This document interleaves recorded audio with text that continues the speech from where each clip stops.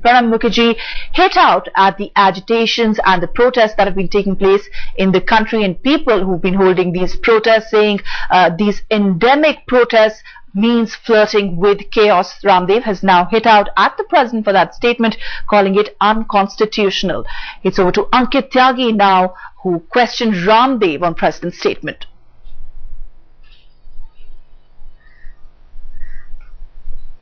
Thank you so much, Ruchika. He claimed victory in Delhi. He received a grand welcome here at Patanjali Yog in Haridwar when he reached here. I have with me Baba Ramdev live on headlines today.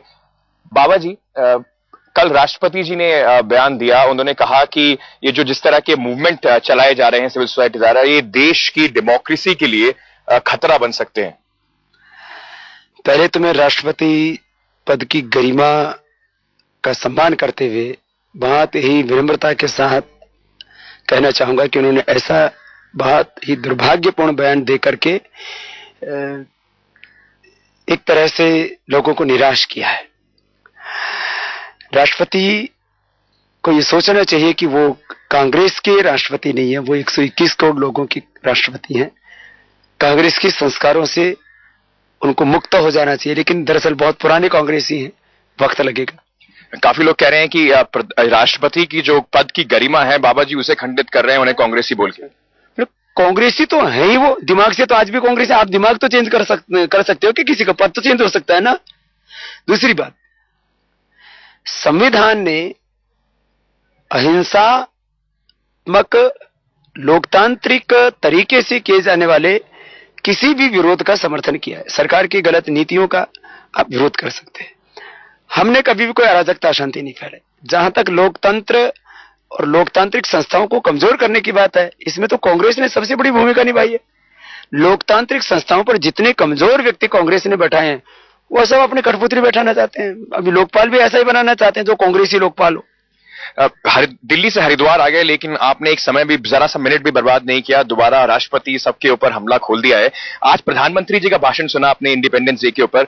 Black money पे और corruption पे ना तो उन्होंने दिल्ली में आपसे बात करी, ना प्रधानमंत्री जी ने अपने पूरे भाषण में उसका एक बार भी जिक्र किया.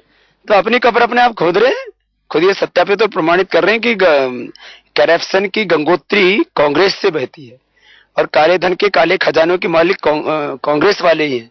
क्योंकि इसीलिए उनको राष्ट्रीय संपत्ति घोषित करने में आपत्ति है कि सब धन उनका चला जाएगा. लेकिन अब तो जाएगा भाई, अब नहीं उनके पास में रह सकता है. तो चाहे विदेशों में जमा है, चाहे एफडीआई के माध्यम से आया, उसके भी वास्तविक मालिकों का नाम बताने के लिए तैयार नहीं यहाँ जो है.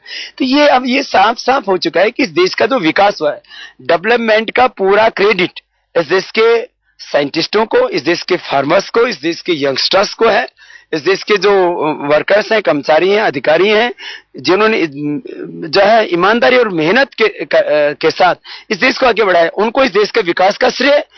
कांग्रेस को श्रेय जाता है इस देश को लूटने का, बर्बाद करने का.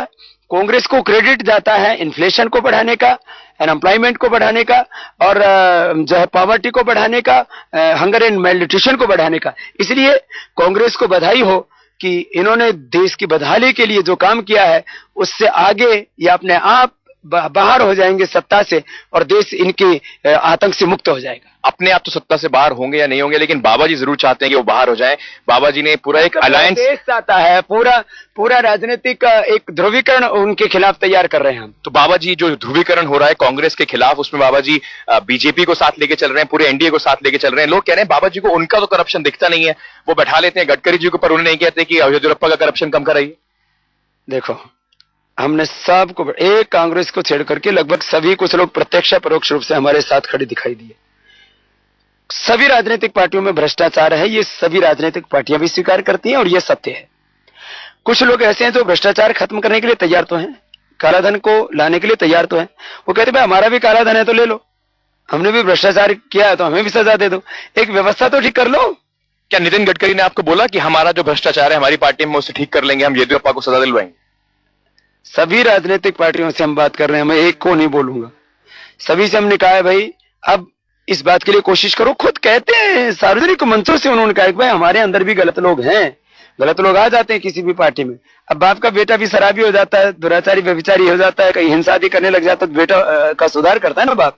तो ऐसे ही सारी राजनीतिक पार्टियों के जो मुखिया हैं वो इस बात के लिए अब सोच रहे हैं, और सोचने के लिए उनको हम और ज्यादा मजबूर करेंगे, और इसके लिए एक वातावरण बनने का असर उन पर भी होता है। देखो, आंदोलनों का असर पार्टियों पर ये होता है, उसके बाद जो गलत लोग आज तक किसी से 5-10 करोड़ 50 करोड़ उन्होंने लिए है, वो उनको फिर दबाने की कोशिश करता है, बोले देखो आज चीजों लेंगे तो हम भी डूब मरेंगे। इसलिए इससे परिवर्तन का एक वातावरण खाली देखो, इसको गंभीरता से लेना चाहिए। ये समाज में जो कुछ परिवर्तन का वातावरण तैयार, तो वही बदलाव राजनीति में अपने आप आने लगता है।